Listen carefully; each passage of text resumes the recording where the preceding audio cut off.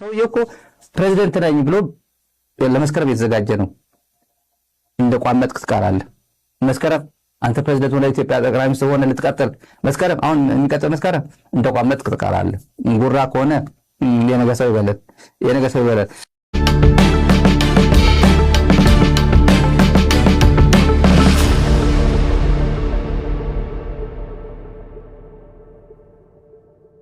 سلام متعني هابلي ز خبركم من فتوات تخطات مدب سبوين تامس لمون كم تلمود نزعلت الزحرنا يوم حصرتن اوانا ونزولنا مزيناتات حزنا لكم مسينا لنا ننسنا مكتالكم نعدم فلمان قاند لاتاتهم نباخم كنبل حزب إيتوبيا اللي بلصقنا آتي وكاب زلو قلولاو نمدحن አንጻር እትስርዓት ዝንቀሳቀሱ ዘሎ ዕጥቋት ሓይልታት ከድሕኑን እዮም ዝብል ተስፋ ከም ዘለዎ ተገሊጹ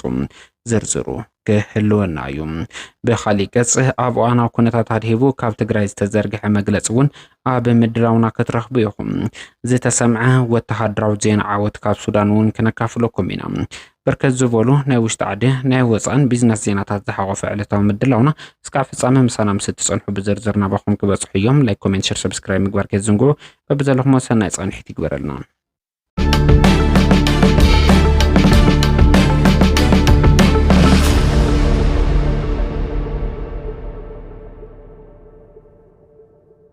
ኢትዮጵያውያን ካብ ደቡብ አፍሪካ ብወለንቶም ናብ ሃገሮም ክምለሱ ጀሚሮም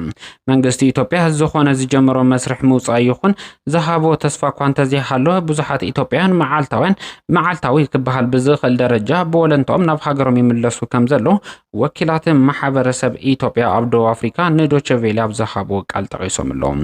ኣብ ደቡብ አፍሪካ ብዙሓት ድንኳናትን ንኣሽቱ ፋብሪካታት ዝውንኑ ኢትዮጵያውያን ኣብቲ ሃገር ተስፋ ብምስኣኖም ብወለንቶም ናብ ዓዶም ኢትዮጵያ ይምለሱሎ ክብል ኣብ ዳርባን ደቡብ አፍሪካ ዝነብር ኣይተ ኮስሞስ ገብረ ሚካኤል ኣብ ዓውዲ ምንቅቃሕ ማሕበረሰብ ኢትዮጵያ ዝነጥፍ የርድም ኣብ ደቡብ አፍሪካ ዝነብሩ ዝበዝሑ ኢትዮጵያውያን ድንኳኖም ከም ዝተሰረቀን ካብ ድንኳን ዝሰርሕሉ ቦታ እውን ከም ዝተባረሩ ይግለጽ ኣብ ደቡብ አፍሪካ ኣብ ዝሓለፉ ክልተ ሰሙናት ብሰንኪ ጽልኢት ወጻእተኛታት ዝሞቱ ኣፍሪካውያን እኳ እንተዘይሎም ኣብ ልዕሊ ወጻእተኛታት ዝፍጸም ዘሎ ዓመፅን ጽልኢትን ግን ኣብ ኣሰካፍ ኩነታት ከም ዝበጽሐ ተገሊጹሎም መንግስቲ ኢትዮጵያ ብመንገዲ ኤምባሲ ኣቢሉ ናብ ደቡብ አፍሪካ ንዝርከቡ ኢትዮጵያውያን ጥንቃቐ ክገብሩ መልእኽቲ ኣመሓላሊፉ እዩ መንግስቲ ኢትዮጵያ ከመይ ጋናን ናይጀርያን ኣብ ልዕሊ ደቡብ አፍሪካ ዝገበሮ ከቢድ ጽዕንቶ እንተዝገብር ንኢትዮጵያን ካብ ጥቕሙ ጉድኣቱ ምስ ዝበዝሕ ነይሩ ክብሉ ኣይተኮመስ ወሲኾም ይሕብሩ ምክንያቱ ድማ ኢትዮጵያውያን ልዕሊ ማንም ወጻእተኛታት ዜጋ ኣብ ደቡብ አፍሪካ ይቃልዑ ስለ ዘለው ብዙሓት ኢትዮጵያውያን ኣብ ነፍሲ ወከፍ ድኻታት ኣብ ዝነብሩሉ ቦታታት ከይተረፈ ስለ ዝነብሩ ንመጥቃዕቲ ብቐሊሉ ከም ዝሳጥሑ ተጠቒሱሎም እንተኾነ መንግስትና ብቋንቋና ናብ ሃገርና ክንመለስ ተዘተባብዕናን ሞራል ተዝህበናን ዝሓሸ ውጽኢት ማሃለዎ ነይሩ ክብል ዝገለጸ እንትኸውን ኢትዮጵያ ኣብ ዝሓመቐ ኩነታት ከም ዘላ እውን ይሕብር መንግስቲ ነዚ ዘይምግባሩ ክሳሕዚ ዘተሓሳስብ ምዃኑ እውን ወሲኹ ይሕብር ሰንከቲ ኣብ ደቡብ አፍሪካ ዝረአ ዘሎ ዘስካሕክሕ ዝምታን መጥቃዕቲ አንጻር ስደተኛታት ተስፋ ዝቆርጹ ዘሎ ሓያሎ ኢትዮጵያውያን መንግስቲ ናብ ሃገርኩም ተመለሱ ዝብል ሞራል ድጋፍ ኣብ ልዕሊ ዜጋታቱ ከቕርብ ጻውዒት ኣቕሪቦም ኣለዉ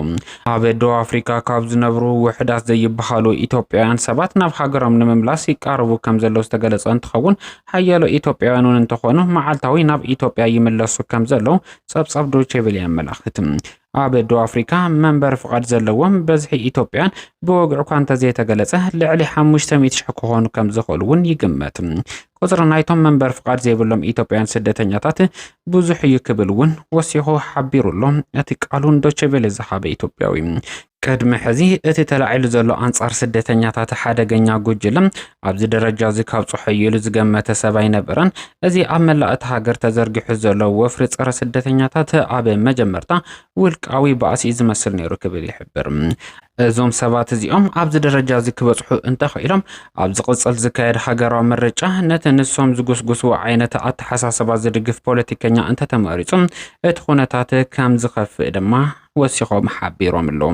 ኣብ ደቡብ አፍሪካ ኣብ ልዕሊ ኣፍሪካን ዝፍጸም ዘሎ መጥቃዕቲ እናወሰኸ ይኸይድ ብምህላው ቁጽሪ ናይቶም ናብ ሃገሮም ዝምለሱ ዘሎ ኣፍሪካውያን ይውስኽ ከም ዘለዎ እውን ጸብጻባት የመላኽቱ ድሕረቴን ኣዋርሕ ዝኸደ ዓሌታዊ ጽልኢትን ምፍርራሕን ብዓሰርተታት ዓሽሓ ዝቑጸሩ ኣፍሪካውያን ወጻእተኛታት ካብ ደቡብ ኣፍሪካ ይሃድሙ ከም ዘለዉ ተገሊጹሎም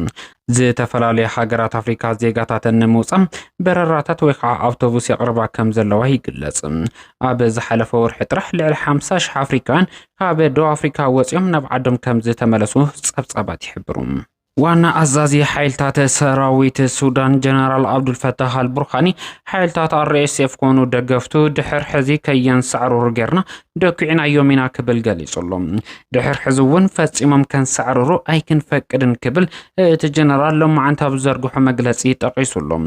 ኣብ ኩሉ ግንባራት ብዓወት ተዓጅቡ ዝቕጽል ዘሎ ሰራዊት ሱዳን ኣብ ዝሓጸሩ እዋናት ሙሉእ ሱዳን ካብ ሓይልታት RSF ነጻ ክገብር ከም ዝኽእል ጸብጻባት እንዳመላኸቱ ይርከቡ ብፍላይ አዲስ ስታንዳርድ ኣብ ዝጉዳይ ኣድሂቡ ኣብ ዘርግሑ ስፍሕ ዝበለ ጽሑፍ ከም ዘመላኽቶም ሓይልታት ሰራዊት ሱዳን ኣብ ኩሉ ግንባራት ዓወት እንዳሓፈሱ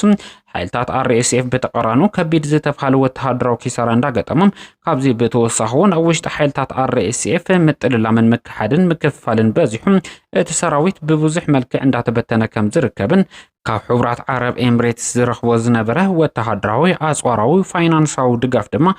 ሕብራት ዓረብ ኤምሬትስ ካብ ኢራን ብዝፍንዋ ዘሎ መጠነ ሰፊሕ መጥቃዕትታት ስዒቡ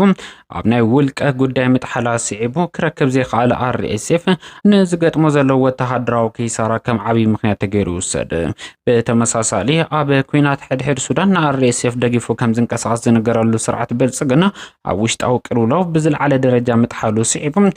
RSF ዝገብሮ ዝነበረ ድጋፍ ክድረት ክኢሉ እዩ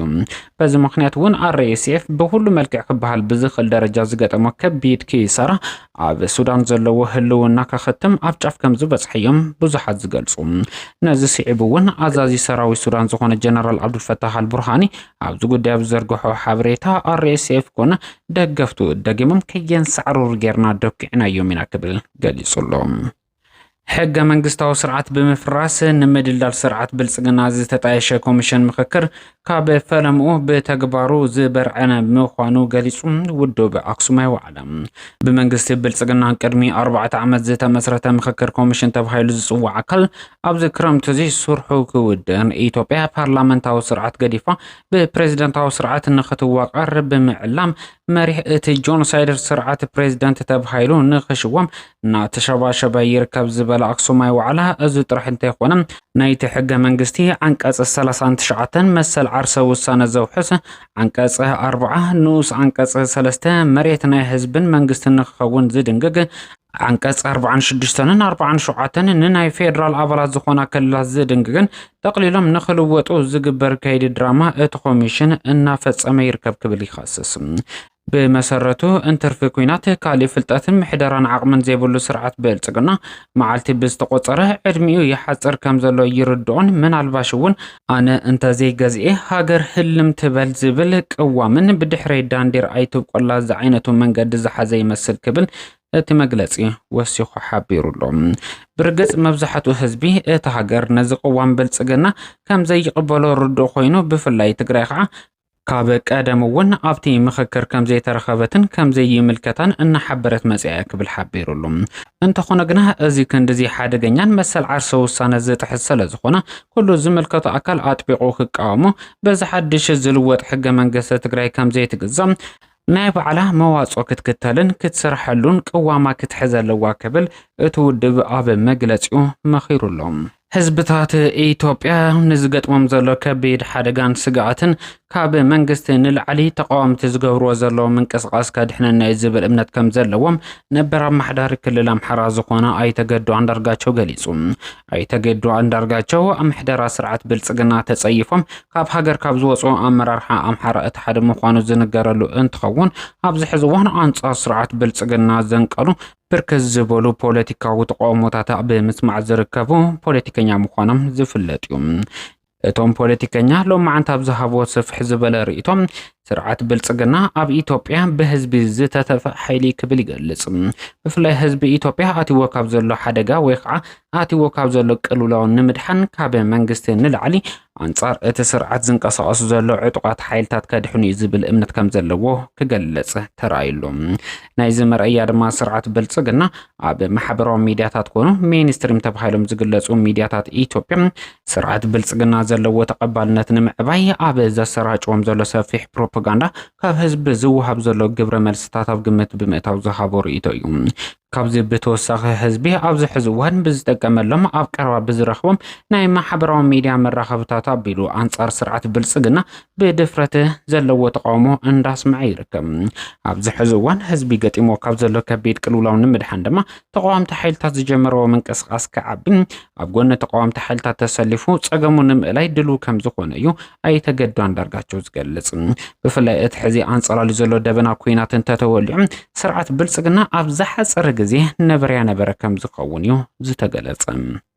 ግሪክ 4 ቢልዮን ዶላር ዝዋግኡ ስርዓት ምክልኻል ነፈርቲ ኩናት ካብ እስራኤል ንምዕዳግ ዘኽእላ ውሳነ ኣጽዲቖም ግሪክ 3.5 ቢልዮን ዩሮ ዝዋግኡ ስርዓት ምክልኻል ነፈርትን ዝተፈላለዩ ዓይነታት ሰበልቦ ነፈርቲ ካብ እስራኤል ንምግዛእ መደብ ሒዛ ከም ዘላ ሎሚ 24 ሓምለ 2026 ብኣቆጻጽራ ምዕራባውያን ሮይተርስ ዘርግሑ ሓበሬታ የመላኽት ባይቶ ግሪክ ካብ ኩባንያታት እስራኤል 3.5 ቢልዮን ዩሮ ወጻእታት ዝሓትት ምክልኻል ስርዓት ኣየር ንምግዛእ ዝግበር ዓብዪ ውዕል ከም ዘጽደቐ ዘማርክ ዝተባህለ ጋዜጣ ኢኮኖሚ እስራኤል ሓቢሩሉ እቲ ውሳነ ብቀዳማይ ሚኒስተር ኮርያኮስ ዝምራሕ ኣኼባ ወጻኢ ጉዳያት ምክልኻል መንግስታዊ ባይቶ ግሪክ ከም ዘጽደቆ ጸብጻብ ኣጃንስ ፍራንስ ፕረስ የመላኽት ግሪክ ብሰንኪ ምስ ቱርኪ ን10 ዓመታት ዝጸንሐ ወጥሪ ኣብ ጠቕላላ ሓፈሻዊ ፍርያት ዓዲ ብውሕዱ 200 ንወጻእታት ምክልኻል ትምድብ ዝነበረት ኮይና ኣብዚ ሕዚ እዋን ድማ ልዕሊ 300 ንምክልኻል ትምድብ ከም ዘላ እቲ ሓበሬታ የመላኽት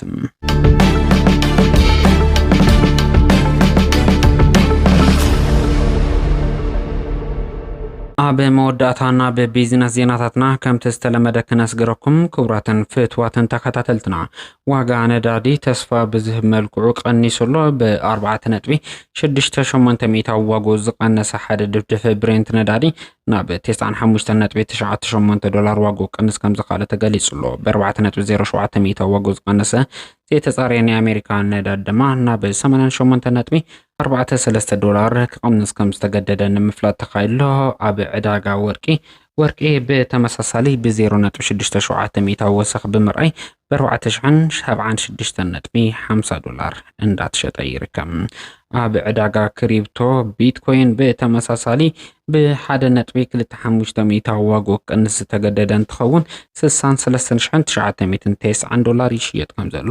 ንምፍላጥ ተኻይሉሉ ኢቴሪየም ብ1.67 ዋጋ ቀኒሱ 1858.91 ዶላር እንዳተሸጠ ይርከብ ኣብ ተመን ሸርፍ ወጻኢ ኢትዮጵያ 1 ዶላር ከም ተስተለመደ ብ159.7 ብር ተዓዲጉ ብ162.8 ብር ይሽየጥ ከም ዘሎ ንምፍላጥ ተኻይሉሉ